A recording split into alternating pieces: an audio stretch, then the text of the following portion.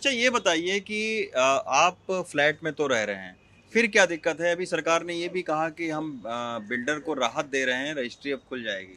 लेकिन सर हम इसके लिए बिल्डर से अप्रोच किए, हम अथॉरिटी में भी जाके कहे, लेकिन वहाँ पे बिल्डर का इतना बकाया, अथॉरिटी कहती है कि जब तक हमें पैसा नहीं मिलेगा हम रजिस्ट्री ओपन नहीं करेंगे। बिल्डर से हम अप्रोच अप्रोच कर रहे हैं, वो पैसा देने को तैयार नहीं है, इसलिए हम असहाय हो चुके हैं। ना हमारे अथॉरिटी सुन रही है, ना बिल्डर, ना ही सरकार। हम हर तरफ से हार चुके हैं। तो ये नो रजिस्ट्री, नो वोट का कोई असर रहेगा सर? सर पता नहीं असर कितना रहेगा, लेकिन हमारी मजबूरी समझिए। हम 4 जगह पे गए। हुँ, इसकी पेरेंट कंपनी जो है अजनारा होम्स है, एपीवी रियल्टी नाम से इन्होंने एक सब्सिडरी बनाई थी। अजनारा होम्स और अजनारा इंडिया लिमिटेड का वही रिलेशन है।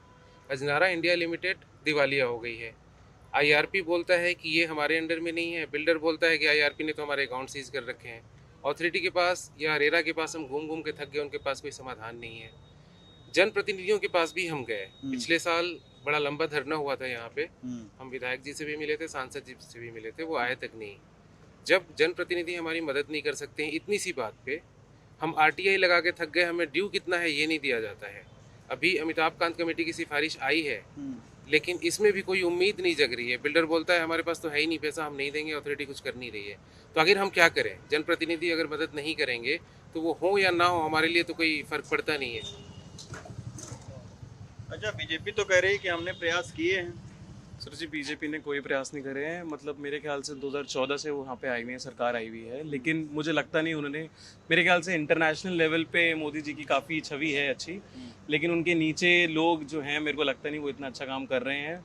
वो पब्लिक की इतनी बात सुनते हैं। मैंने यहाँ पे घर 2014 में लिया था और मुझे उस समय एश्योरेंस मिली थी कि 2018 में आपको घर मिल जाएगा। 2018 से सर मैं लड़े जा रहा हूँ, 5 साल में लड़ा, और 2023 में मैंने किसी तरह ही घर लिया है। मतलब उन्होंने मेरे को पोजीशन ऑफर करी तो मैंने कहा सर आपने इसमें स्टैम्प पेपर्स के जो पैसे लिखे हैं आपने गवर्नमेंट को तो पे करा नहीं है अभी तक, ओसीसीसी आया नहीं, तो आप स्टैम्प पेपर्स किस बात पे मुझसे चार्ज कर रहे हैं? तो कहते सर आप नहीं दोगे तो आपको घर नहीं मिलेगा। और सर हम सारे मतलब इतने मिडिल क्लास लोग हैं, हमारे पास ज़्यादा इतने पैसे नहीं होते, जितना कमाते हैं उतना हमारा लग भी जाता है। रेंट पे रह रहे थे काफ़ी टाइम तक, लेकिन एक अपने घर की सबकी इच्छा होती है, कितने साल रह लेंगे हम।